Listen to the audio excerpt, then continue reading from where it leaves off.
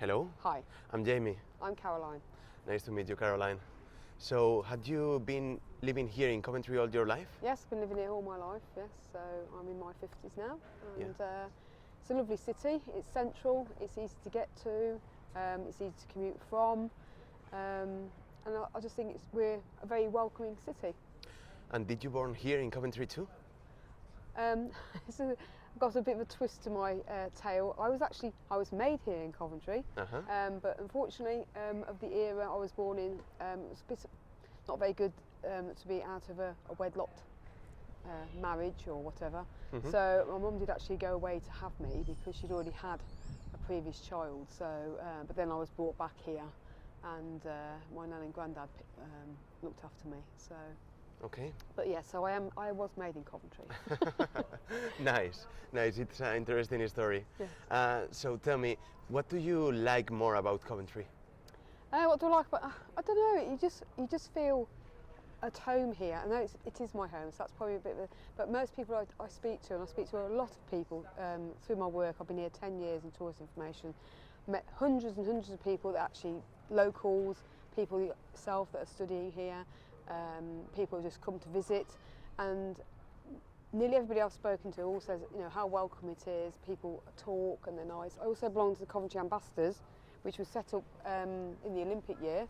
So those cities that were involved with the Olympics had ambassadors. Coventry's the only one that's held on to their group, and it's a great group of people. We're a mixture from all walks of life, all ages.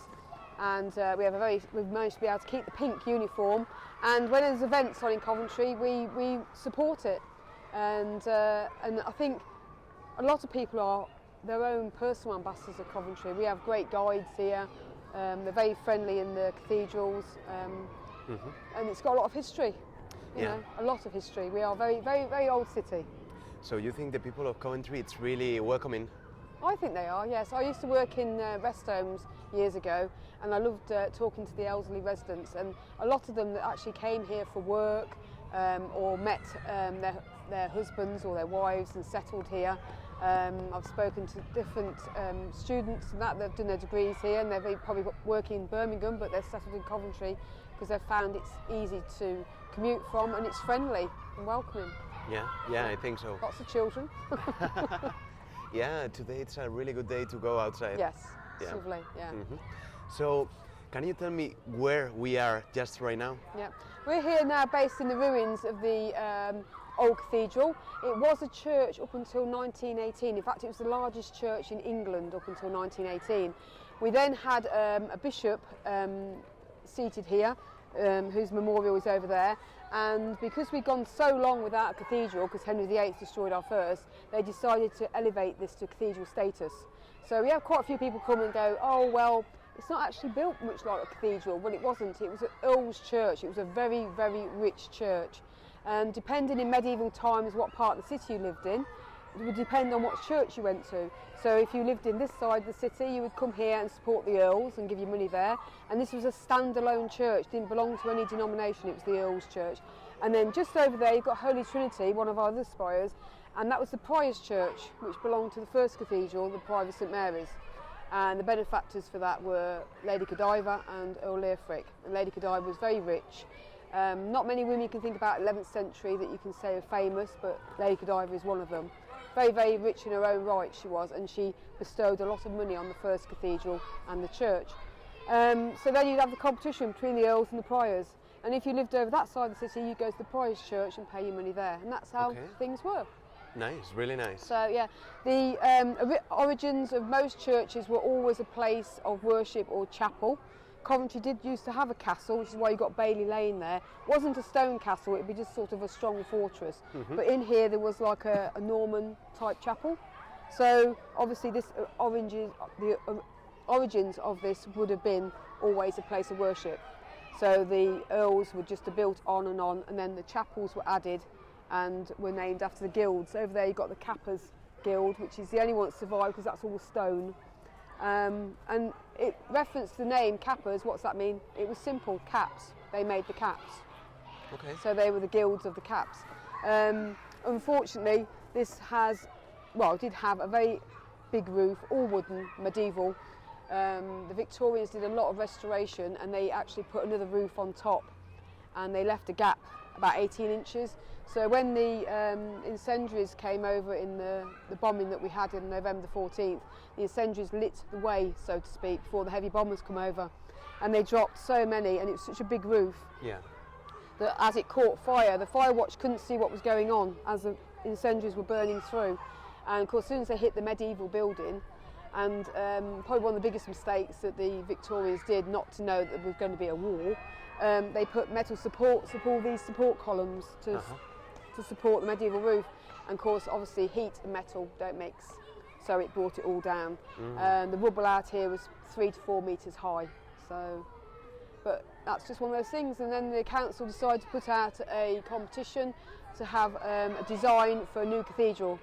And Basil Spence's design was the one that was chosen because he was the only one that was really bothered about the ruins, and he designed the shelter between the two to join the two. So this is St Michael's Cathedral, old and new. Okay, good to know. And tell me, so if you have to tell me which is your favorite point here in the city, is this one or do you have another one? In the city? Yeah. I think, yes, this area is sort of like strongly a conservation area, and I love Bailey Lane. If you go out here and you look up or down it, it's as it was in medieval times, hasn't changed, because this building hasn't moved, and you've got the beautiful Guildhall St Mary's, and that hasn't moved. So you know out there is original, and it's lovely, and you've got the oldest house standing out there too. It's a lot of people sort of say, oh, you know, we don't like the architecture and that. Coventry has evolved. It's changed with the times over the years. Yes, we did lose a lot in the war, and we were probably an architect's dream. That was all this space to design. We had the first pedestrianised precinct, and then other cities after that said, oh wow, you know, so you know, some people like it, some people don't like it, but it was a first. Coventry's a first of a lot of things. We were the 4th richest city outside of London in medieval times, and for a landlocked city, that's really important. And we were weavers, dyers, we've had watchmaking here, the bicycle made here, designed here, and then obviously your car industry as well, so lots of firsts. Okay. Speaking about Coventry and the history of the city, what do you think about the modern Coventry? How do you see it? The evolution, Yeah, as I say, Coventry keeps changing with the times. You know, we've got a ring road, and it works. You know, a lot of people don't like it because they say it entraps what's inside the ring road and cuts off what's on the outside. But they're you know, as things moved on, they've altered things round by the railway stations, trying to make it so you come in rather than being cut off in that loop of the ring road. And the university's growing, so that's a bigger part of the city centre now. It does seem to be that any space that's available or anything that's not for sale, the university have been there, but that's climbing the tables. And to be quite honest, I think it's changed the city a lot. My era of growing up through the city, there was, in my time of working and seeing depression and times when it wasn't safe, there was probably a lot of racial discrimination and that's some bad times with certain things that went on. That's changed, and we've gone away from that, and I think cities, all cities have down parts, but Coventry seems to rise above it each time. We have the phoenix on the coat of arms as rising from the ashes, and anything that's not positive, Coventry manages to rise above it and gets away from it. If you look at it now, we're so multicultural. We have different groups of everything. I know it was the Women's Independence Day the other day, so we have like the Sisters of Coventry, which is run by our own Lady Godiva Prue, and you know, that's a mixture of ladies from all different races and religions, and it's great. You know, we have a fantastic Godiva Festival that's run over a weekend in July. Nowhere else in England has it. It's a free festival over 3 days, and it's fantastic. And people come from all over, and it's a mixture of everything. You know, all sorts of things: music, cultural, comedy, anything, and everything's in there. I didn't know about that. Ah, yes, it's very good. Yes, new thing. It's got the Stranglers this year coming on the Saturday, and the Darkness on the Sunday. So yes, it's in our big war memorial park. which was secured a couple of years ago by Prince William. He came here and signed a declaration at the War Memorial Park, which is only about a 10-12 minute walk from the city centre, and it will never be built on. So it was a war memorial that was originally there for First World War, and then of course obviously Second World War, and subsequently anybody then that's died since then, there's memorials there to soldiers that have fallen. Okay. So. And now, if we change the matter, I'm going to ask you some more personal questions. If you have, maybe you have fulfilled it, but do you have some dreams that you can fulfill here in Coventry? Oh, dreams, yes. I don't think you're ever too old to dream. I mean, there's always things that you like to see done or you'd like to see accomplished. You know, we have people come in and they sort of say, oh, well, why wasn't this rebuilt? Because in Germany, obviously, they did rebuild one of their main cathedrals that was destroyed. And I said, but this is what it's about, you know. This is sort of, we have all sorts of people come here, whether being young children on tours and that. To me, one of my main ambitions or what I'd like to see accomplished is that more children at schools in Coventry learn more about the heritage and culture of Coventry and where it came from, and actually absorb it. It's got so much to give. It's got so much history. We have people come in and say, oh, I didn't know that. I've never climbed the tower. And you've got a 35 mile view all the way around. You know, you can see quite far on a lovely day like today. You've got a gladiator's grave over there buried. You know, it's what I'd love to see is Coventry sort of a bit more on the map as itself, not being part of somewhere, because we are so very independent, so old, and I just think with a lot of history. Yes, definitely, yeah.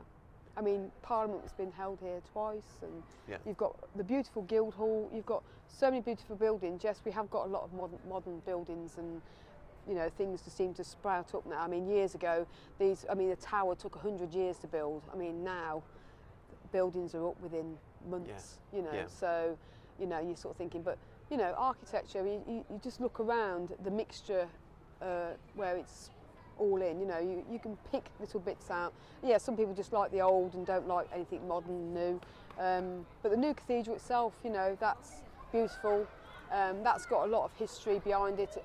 How everything was given or donated, you know, and if you go around with one of the guides there, they tell you all about the new cathedral. I remember my first time I went in there, and I was about 4 years old, and I was extremely frightened of it. I found the tapestry very scary.